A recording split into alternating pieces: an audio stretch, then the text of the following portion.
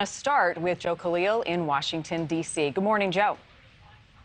Good morning, Marnie. Yeah, so let's jump right into the U.S. Senate race in Georgia between Raphael Warnock and Herschel Walker, where, as you mentioned, we've got new Emerson College polling now that shows the race is tipping even further in the balance of Raphael Warnock. Already had a small lead, seems to be growing now. What we've learned from that poll is he was facing a deficit among male voters by 8 points.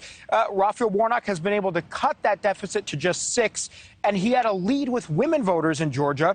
He's expanded that lead now from 5 points to 9 points ahead of Herschel Walker. And when it comes to favorability, Senator Warnock leads Walker 51-47. That's consistent with some other polling as well. Now, as you mentioned, all of this comes as Walker dealing with this evolving scandal over allegations that he paid a woman who is now the mother to one of his children to have an abortion and pressured her to have a second one.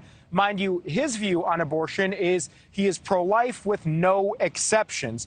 So you have that, plus the public accusations from his own son that he was a mostly absent and at times even abusive father and husband. He's dealing with all of that. That is reflected in these polling results. But still, the other story is that current Senate Republicans are not abandoning Walker. They're actually standing firmly in his corner. Herschel Walker will be a champion for the people of Georgia.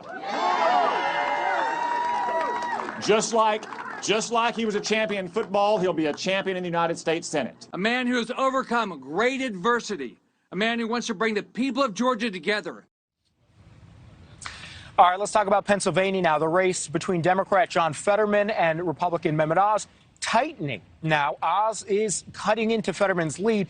Now, since his stroke back in the spring, Fetterman has struggled at times with his speech. That's been pretty apparent. And ahead of the only debate the two candidates are going to have, Fetterman has asked for closed captioning to read the questions that are going to be asked because of his difficulty processing some questions that he hears out loud. And in a recent interview on another network, the reporter who spoke to Fetterman explained that in the small talk they had before the interview started, she wasn't exactly certain that he was fully understanding the conversation. That is getting a lot of attention right now. For his part, Fetterman has said that he is fully ready to serve in the Senate, and he points to the fact that he continues to do speeches and public rallies and interviews almost every day. Marnie? All right, Joe Khalil in the nation's capital. Joe, thank you. Let's bring in Chris Steyerwalt now, NewsNation political editor, to talk more about this. Chris, good morning to you. We'll talk about Fetterman and his health in just a moment, but let's start in Georgia because we've got this debate coming up on Friday between Walker and Raphael Warnock. How much of an issue will this abortion and these allegations be for Herschel Walker? Oh, my gosh. I mean, you want to talk about a high-stakes debate. For Herschel Walker, this only compounds. It's a multiplier for a pre-existing problem, which is they basically had to take him out of circulation earlier in the campaign because his campaign statements were incomprehensible, right? He had gaffe after gaffe after gaffe, and so they basically put him in the basement with Joe Biden. And then after that, you have this. And this is a tough one to answer on stage, right? When the bright lights are on and your opponent is right there and you're facing tough questions from our Next Star colleagues, that's hard. When you have to talk about why your own son says that you were a terrible father, an abusive father, these multiple allegations from different women, and all of that, that is a really hard thing to do on the spot for somebody who has already demonstrated he has a hard time answering questions in the public eye. How do you expect Raphael Warnock to handle that on the debate stage? Well, for Warnock, it's an interesting position, of course, because he is a pro-choice Democrat, but he is also the lead pastor of the Ebenezer Baptist Church. So he can't swing hard, right? He has to show compassion. He has to come in sorrow, not in anger. And he can't seem to be trying to score points on what is basically a very tragic family situation.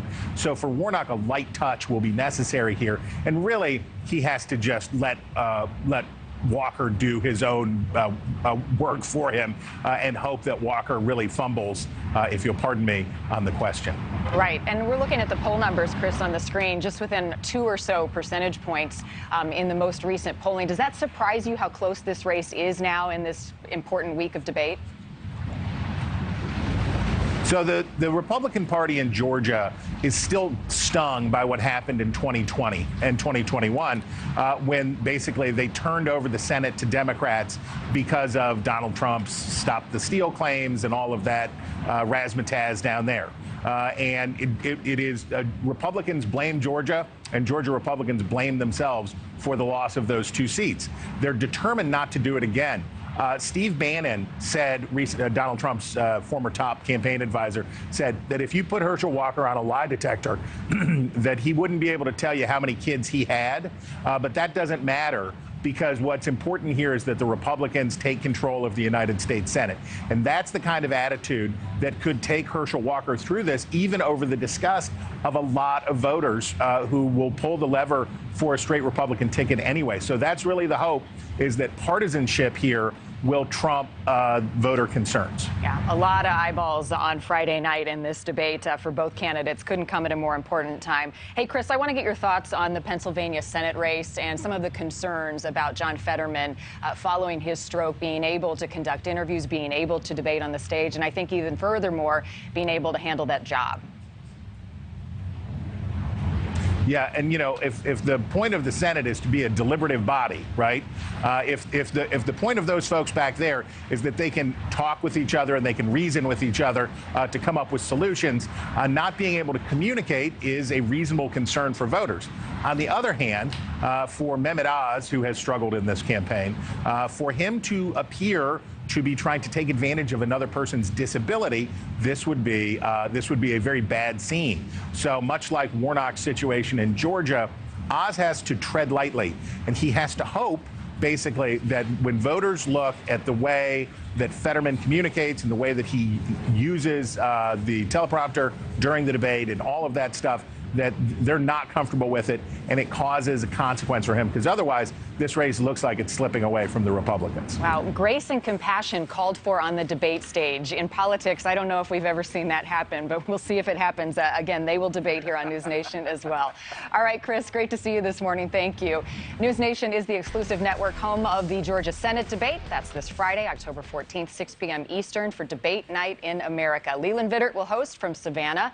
Afterward, Chris Cuomo has live analysis and reaction, and a reminder, only on NewsNation is where you'll see that. Thank you for watching. Go to newsnationnow.com to find NewsNation on your television provider, and don't forget to click the red subscribe button below to get more of NewsNation's fact-driven, unbiased coverage.